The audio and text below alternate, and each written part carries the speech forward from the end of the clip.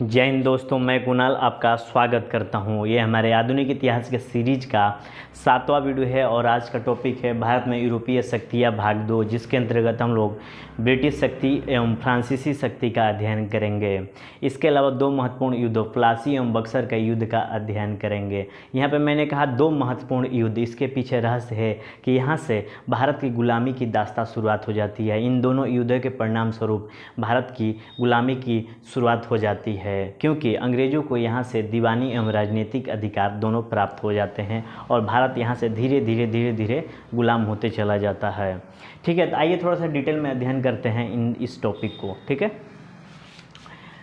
सबसे सर्वप्रथम देखते हैं कि यूके एक होता है जिसे हम लोग यूनाइटेड किंगडम कहते हैं। इसमें ब्रिटेन, इंग्लैंड, स्कॉटलैंड और आयरलैंड आता है, क्योंकि ये ज़रूरी है, आप लोग थोड़ा ध्यान रखेंगे, आगे काम आएगा। महारानी एलिजाबेथ रॉयल चार्टर शाही आदेश पत्र द्वारा 31 दिसंबर 1600 AD को ईस्ट इंडिया कंपनी की स्थापना का आदेश देते हैं और इसके फलस्वरूप ईस्ट इंडिया कंपनी की स्थापना भी हो जाती है और एक ही कंपनी को पूरब में व्यापार करने का पूरा अधिकार दे दिया जाता है। और एलिजाबेथ की मृत्यु 1600 में जो इन्होंने अपना शाही फरमान पत्र दिया था उसके 3 वर्षों के उपरांत 1603 में इनकी मृत्यु हो जाती है। आप लोग इसलिए जानबूझकर मृत्यु को इंगित किया हूँ कि आगे काम आएगा। इसके बाद सन 1608 ईस्वी में व्यापारिक केंद्र सूरत में खोला गया। व्यापारिक केंद्र को फैक्ट्री कहा जाता था, याद रखिएगा, व्यापारिक केंद्र को फैक्ट्री कहा जाता था। ये एक तरह से वेयर हाउस, गोदाम हुआ करता था। ब्रिटेन से आया हुआ सामान और भारत से भेजे वाला सामान यहाँ स्टोर किया जाता था। यहीं पर कंपनी का दफ्तर होता था एवं यहीं पर अधिकारी और कर्मचारी भी रहा करते थे। एक तरह से देखेंगे कि पूरे के पूरे एरिया में वाइट टाउन बन जाता था, यानी कि अंग्रेज रहते थे, इसलिए वाइट टाउन कहा जाने लगता था। इनको विशेष क्षेत्रीय अधिकार दिया जाता था तथा दीवानी और आपराधिक मामलों को निपटाने का भी अधिकार इनको था। अभी देखेंगे कि विलियम हॉकिंस आते हैं 1608 में। ठीक है ना, विलियम हॉकिंस आते हैं 1608 में जहांगीर के दरबार में शाही फरमान लेकर अकबर के नाम पर। अभी तक अंग्रेजों को लगता था कि अकबर ही शासक थे, लेकिन 1605 में अकबर की मृत्यु हो जाती है, तो अकबर के नाम पर एक शाही फरमान लेकर आते हैं जहांगीर के दरबार में और सूरत में फैक्ट्री खोलने का आदेश प्राप्त कर लेते हैं। लेकिन ये फैक्ट्री 1613 में बनकर तैयार होती है। इसको थोड़ा ध्यान रखिएगा, मैं बार बार ये बताऊँगा कि क्यों ये मैंने स्टार लगाया यहाँ पर। इससे पश्चिमी तट पर अनेक फैक्ट्रियाँ खोल सकते थे इस शाही फरमान के माध्यम से।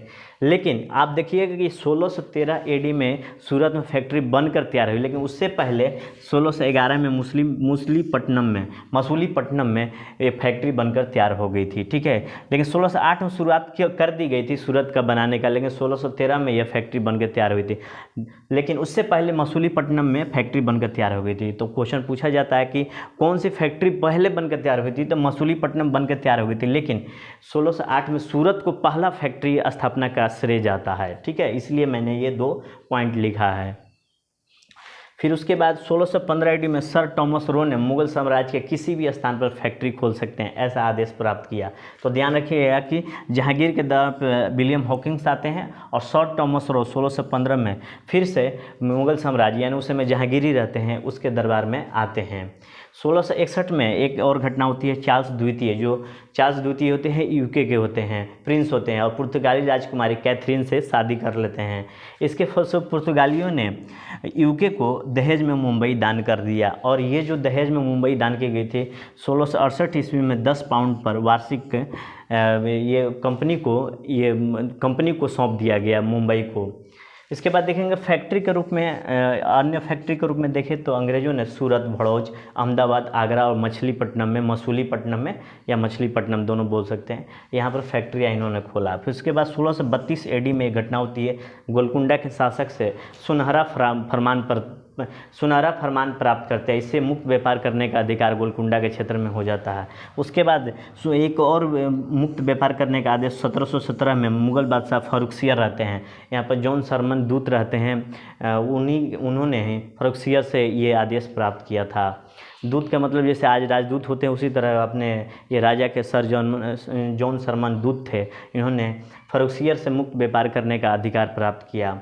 इसमें 3000 वार्षिक कर पर मुगलों को 3000 वार्षिक कर देकर बंगाल के क्षेत्र में मुक्त व्यापार कर सकते थे। 10,000 रुपये वार्षिक कर अदा करके सूरत क्षेत्र में मुक्त व्यापार कर सकते थे और बम्बई में ये सिक्के अंग्रेज जारी करते थे। अब ये सिक्का पूरे भारत में चलाने का आदेश प्राप्त हो गया। तो एक तरह से अंग्रेज़ों का ये मैग्ना कार्टा कहा जाता है, ठीक है ना, अधिकार प्राप्त पत्र कहा जाता था, ठीक है। तो 1717 का जो आदेश प्राप्त हुआ था मुगलों के द्वारा, तो अंग्रेज़ों का मैग्ना कार्टा था, अधिकार पत्र था, ठीक है। इसको थोड़ा ध्यान रखेंगे।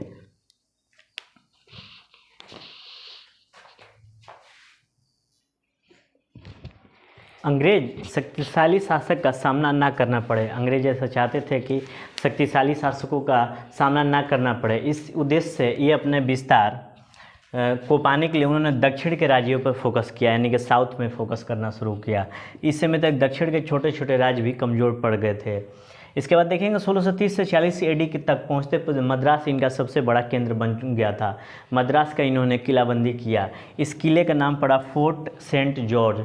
मुंबई में भी इन्होंने किलाबंदी किया। इससे व्यापार की दृष्टि से इनको बंदरगाह मिल गया था।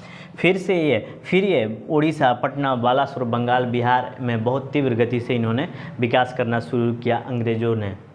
बंगाल बहुत धनी प्रांत था और सरकार को बहुत ज़्यादा यहाँ से राजस्व की प्राप्ति होती थी। 1650 एडी आते थे, व्यापार करने की इनको मनमानी छूट प्राप्त करना चाहते थे ये, किंतु औरंगजेब से इनको टकराना पड़ा और औरंगजेब से युद्ध में सर जॉन चाइल्ड थे। औरंगजेब और अंग्रेज़ों के बीच में युद्ध हुआ। अंग्रेज़ों का नेतृत्व सर जॉन चाइल्ड किए थे, इसको याद कर लीजिएगा, ठीक है। उसके बाद ये अंग्रेज़ भाग खड़े होते हैं और औरंगजेब से ये माफ़ी मांगकर हरजाना भरने पर तैयार हो जाते हैं और फिर ये भारत में व्यापार करने की छूट प्राप्त कर लेते हैं फिर से पुनः। बंगाल में कलिकता और गोविंदपुरी की ज़मींदारी इनको मिल गई थी अंग्रेज़ों को। इसके बाद इन्होंने यहाँ पर किला बनवाया जिसे फोर्ट विलियम के नाम से जाना जाता है, जिसे पुराना नाम कलिकता था, एक तरह से गांव था। आगे चल के ये नगर में विकास किया जो आज कोलकाता के नाम से जाना जाता है। उसके बाद ब्रिटेन का देखेंगे, मद्रास, बम्बई और कलकत्ता में फैक्ट्री खोली गई। अंग्रेज यहाँ से शक्तिशाली बनते चले गए व्यापार और सैन्य शक्ति के दृष्टि से। इन बस्तियों में इनकी सेनाएं रहती थी, इनका व्यापार यहीं से वृद्धि करने लगा। तो सेनाएं और व्यापार का तीव्र गति से वृद्धि होने लगा। वहाँ पर इन बस्तियों में आबादी बढ़ने लगी थी क्योंकि लोगों का आना जाना शुरू हो गया था और भारतीय शासक भी इनको नहीं रोका क्योंकि भारतीय शासकों का व्यापार भी बढ़ रहा था।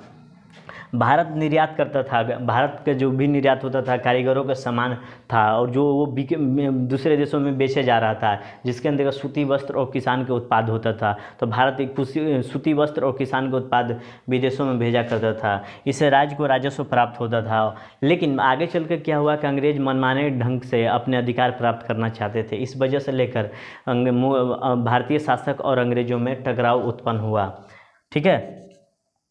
लेकिन ये जो ब्रिटिश का फैलाव जो था, अभी तक हमने देखा ब्रिटिश का फैलाव भारतीय राजाओं की अनुमति और राजज्ञाओं से ही हुआ है। याद कर लीजिएगा कलकत्ता प्रथम प्रेसिडेंसी थी अंग्रेज़ों की, जहाँ के अध्यक्ष थे आयर। उसके बाद देखेंगे कि जो भारत में 3 इन्होंने किले बनवाए थे और अलग अलग प्रेसिडेंसियाँ तो थी, बम्बई, मद्रास और बंगाल, ये ध्यान में रखिएगा। लेकिन 3 किले बनवाए थे। बंगाल में फोर्ट विलियम के नाम से जाना जाता है, मद्रास में फोर्ट सेंट जॉर्ज के नाम से जाना जाता था और पांडिचेरी में, जो आज पुदुचेरी है, फोर्ट लुई के नाम से जाना जाता था। तो ये 3 किले इन्होंने बनवाए थे। अब थोड़ा फ्रांसीसी को देखते हैं।